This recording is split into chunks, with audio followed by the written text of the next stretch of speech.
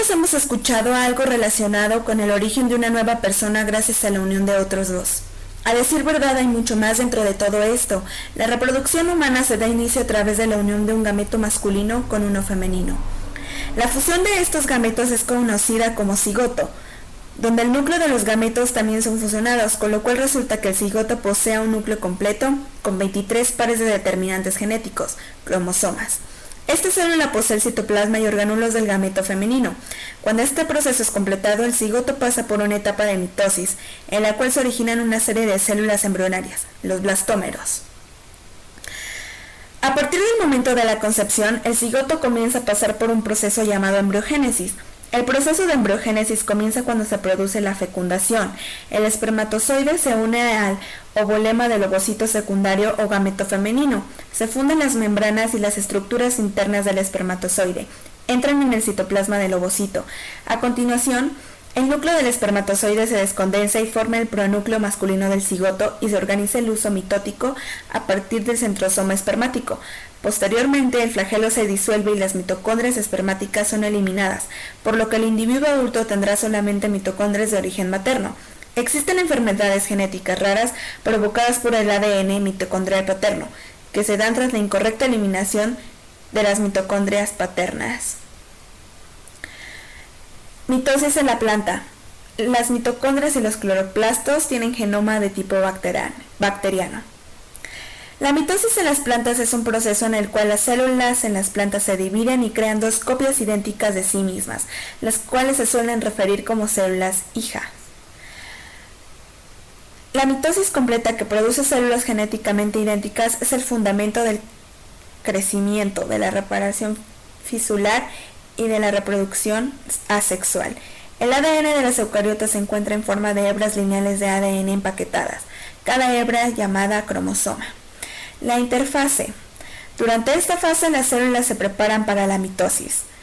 La profase, donde un material genético es condensado y forma cromosomas, las cuales se conectan entre sí haciendo pares juntas en un punto central.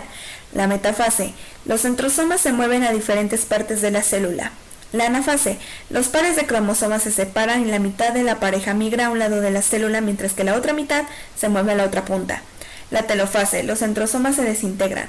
Lo que queda en el núcleo de la célula original crea un núcleo alrededor de los cromosomas en ambos extremos de la célula. Mecanismos asexuales o vegetativos. Los rizomas se realizan a partir de tallos subterráneos que almacenan sustancias de reserva. A partir de ellos se forman yemas, las cuales producen la nueva planta, como por ejemplo los helechos y pastos. Tubérculos se presentan en tallos subterráneos gruesos que tienen muchas sustancias de reserva, por ejemplo la papa, y los estolones son tallos rastreros que crecen horizontalmente produciendo raíces adventicias y plantas verticales, como por ejemplo en las fresas y ciertas malezas. Reproducción sexual. Meiosis en la planta.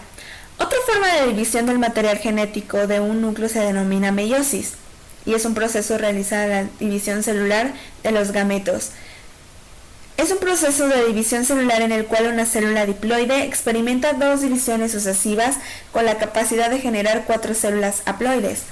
Aquí podemos observar las fases de meiosis 1. Profase, prometafase 1, metafase 1, anafase 1, telofase 1 y la citocinesis. Y de la meiosis 2, que es profase 2, prometafase 2, metafase 2, anafase 2, telofase 2 y la citocinesis 2. La meiosis termina al dividirse por segunda vez la célula en dos y haberse formado las 4 células haploides. Reproducción de hongos. Los hongos se multiplican a través de estructuras que pueden ser asexuales, solo mitosis, o sexuales, meiosis previa fusión del protoplasma y núcleo de células distintas.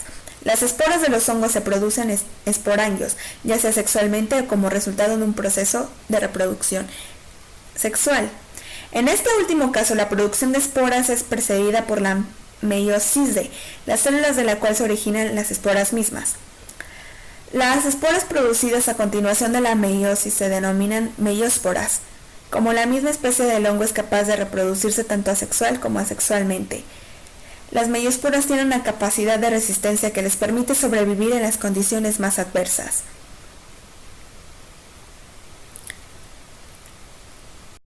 created using Powtoon.